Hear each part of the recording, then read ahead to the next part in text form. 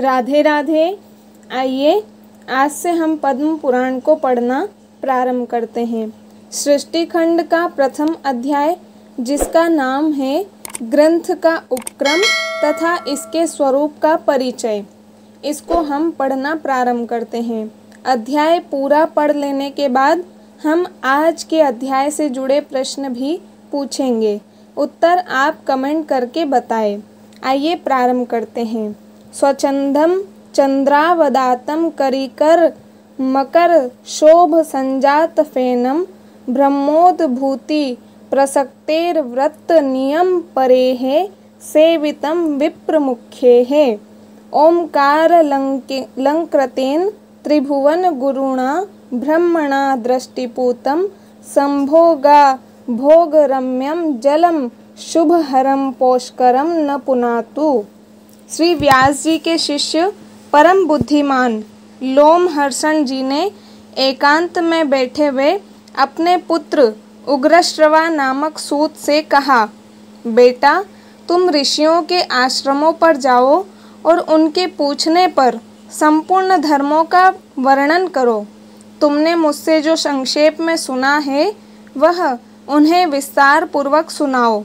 मैंने महर्षि वेदव्यास जी के मुख से समस्त पुराणों का ज्ञान प्राप्त किया है और वह सब तुम्हें बता दिया है।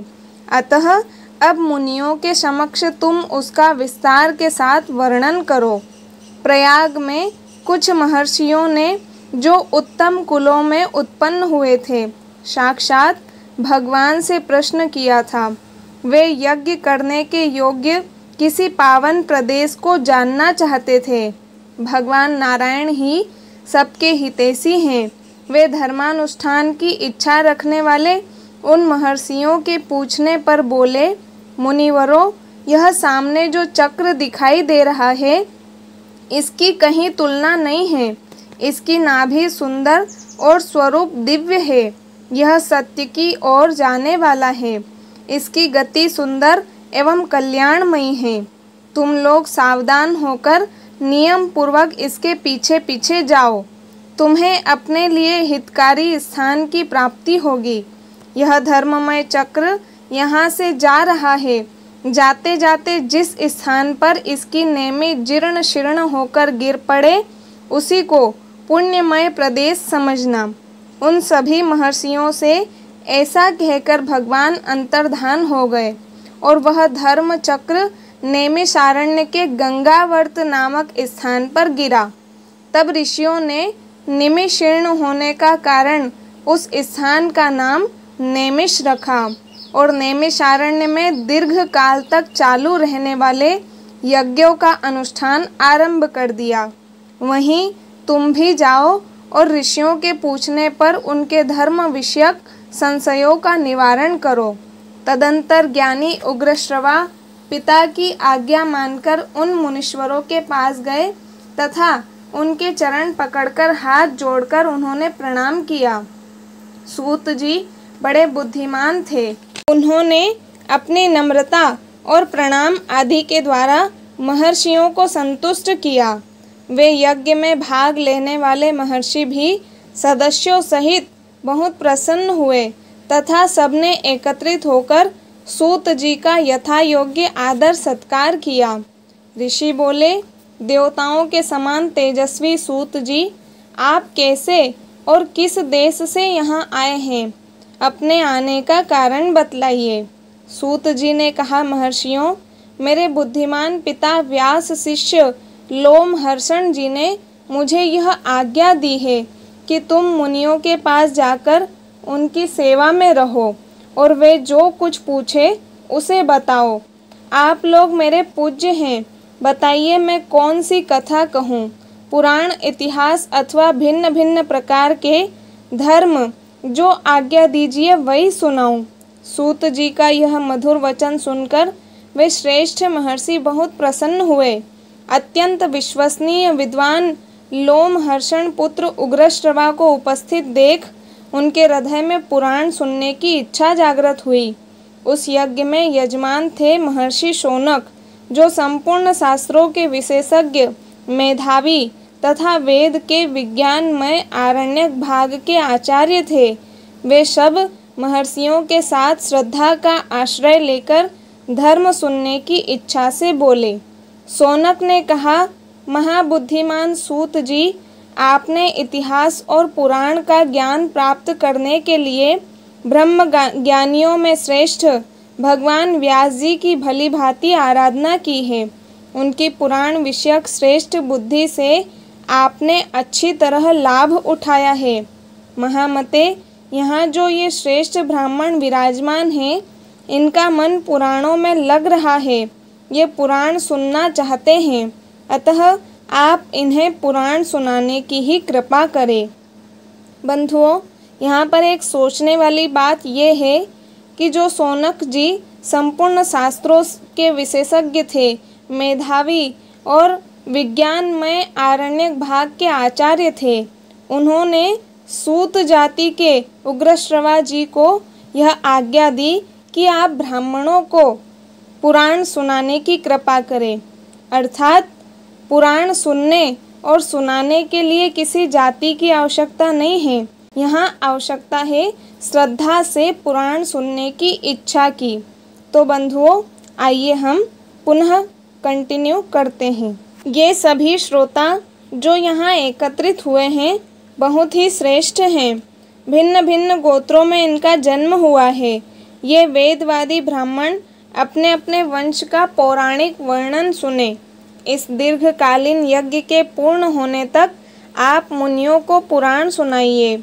महाप्राज्ञ, आप इन सब लोगों से पद्म पुराण की कथा कहिए।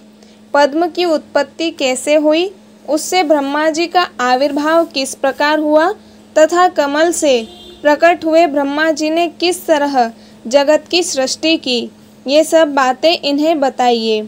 उनके इस प्रकार पूछने पर लोमहर्षण कुमार सूत जी ने सुंदर वाणी में सूक्ष्म अर्थ से भरा हुआ न्याय युक्त वचन कहा। महर्षियों, आप लोगों ने जो मुझे पुराण सुनाने की आज्ञा दी है, इससे मुझे बड़ी प्रसन्नता हुई है। यह मुझ पर आपका महान अनुग्रह है। संपूर्ण धर्मों के पालन में लगे रहने वाले पुराण वेत्ता विद्वानों ने जिनकी भली भांति व्याख्या की है, उन पुराणोक्त विषयों को मैंने जैसा सुना है, उसी रूप में वह सब आपको सुनाऊंगा। सत्पुरुषों की दृष्टि में सूत जाति का सनातन धर्म यही है कि वह देवताओं, ऋषियों तथा अमित तेजस्वी राजाओं की वंश परंपरा को धारण करे, उसे याद रखे तथा इतिहास और पुराणों में जिन ब्रह्मवादी महात्माओं का वर्णन किया गया है, उनकी स्तुति करे। क्योंकि जब वैन कुमार राजा पृथु का यज्ञ हो रहा था, उस समय सूत और मागध ने पहले पहल उन महाराज की स्तुति ही की थी। उस स्तुति से संतुष्ट होकर महात्मा पृथु ने उन दोनों को वरदान दिया। वरदान में उन्होंने सूत को सूत नामक देश और मागध को मगध का राज्य प्रदान किया था। क्षत्रिय के वीर्य और ब्राह्मणी के गर्भ से जिसका जन्म होता है, वह सूत कहलाता है। ब्राह्मणों ने मुझे पुराण सुनाने का अधिकार दिया है। आपने धर्म का विचार करके ही मुझसे पुराण की बातें पूछी है, इसलिए इस भूमंडल में जो सबसे उत्तम एवं ऋषियों द्वारा सम्मानित पद्म पुराण है, उसकी कथा आरंभ करता हूँ। श्री कृष्ण द्वैपायन व्यास जी साक्षात भगवान नारायण के स्वरूप हैं। वे ब्रह्मवादी, सर्वज्ञ, संपूर्ण लोकों में पूजित तथा अत्यंत तेजस्वी हैं। उन्हीं से प्रकट हुए पुराणों का मैंने अपने पिताजी के पास रहकर अध्ययन किया है। पुराण सब शास्त्रों के पहले से विद्यमान है। ब्रह्मा जी ने कल्प के आदि में सबसे पहले पुराणों का ही स्मरण किया था। पुराण त्रिवर्ग अर्थात धर्म, अर्थ और काम के साधक एवं परम पवित्र हैं। उनकी रचना 100 करोड़ श्लोकों में हुई है। समय के अनुसार इतने बड़े पुराणों का श्रवण और पठन असंभव देखकर स्वयं भगवान उनका संक्षेप करने के लिए प्रत्येक द्वापर युग में व्यास रूप से अवतार लेते हैं और पुराणों को 18 भागों में बांटकर उन्हें 4 लाख श्लोकों में सीमित कर देते हैं। पुराणों का यह संक्षिप्त संस्करण ही इस भूमंडल में प्रकाशित होता है। देवलोकों में आज भी 100 करोड़ श्लोकों का विस्तृत पुराण मौजूद है। अब मैं परम पवित्र पद्म पुराण का वर्णन आरंभ करता हूँ। उसमें 5 खंड और 55,000 श्लोक हैं। पद्म पुराण में सबसे पहले सृष्टि खंड है, उसके बाद भूमि खंड आता है, फिर स्वर्ग खंड और उसके पश्चात पाताल खंड है। तदंतर परम उत्तम उत्तर खंड का वर्णन आया है। इतना ही पद्म पुराण है। भगवान की नाभि से जो महान पद्म अर्थात कमल प्रकट हुआ था, जिससे इस जगत की उत्पत्ति हुई है, उसी के वृत्तांत का आश्रय लेकर यह पुराण प्रकट हुआ है, इसलिए इसे पद्म पुराण कहते हैं।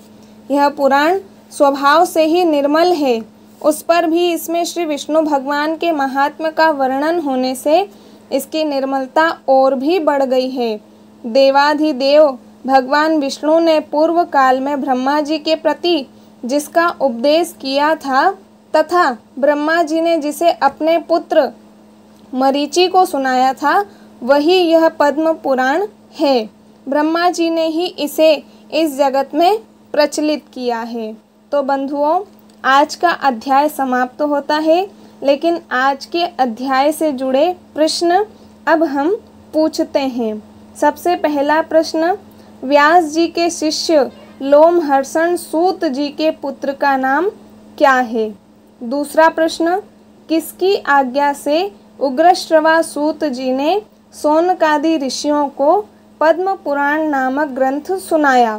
तीसरा प्रश्न, प्रयाग में महर्षियों के द्वारा भगवान नारायण से यज्ञ के लिए उचित स्थान पूछने पर भगवान नारायण ने क्या किया? चौथा प्रश्न, भगवान नारायण का चक्र किस स्थान पर जाकर गिरा? पांचवा प्रश्न, सूत कौन कहलाता है? छठा प्रश्न, व्यास जी को और किस नाम से जाना जाता है? सातवां प्रश्न, 100 करोड़ श्लोकों का पुराण आज भी कहाँ पर विद्यमान है? आठवां प्रश्न, पद्म पुराण में कितने खंड और कितने श्लोक हैं? पद्म पुराण के खंडों का नाम क्या है? नौवां प्रश्न, पद्म पुराण कैसे प्रकट हुआ? 10वां प्रश्न, पद्म पुराण को जगत में प्रचलित करने वाला कौन है? इन्हीं प्रश्नों के साथ आज के वीडियो को विराम। आपको कैसा लगा आज का पाठ? कमेंट करके बताएं। वीडियो को लाइक शेयर करके चैनल को सब्सक्राइब जरूर कर लें और मेरे साथ बने रहिए पद्म पुराण को पढ़ने के लिए। चलिए कल फिर मिलते हैं, तब तक के लिए सभी को राधे राधे।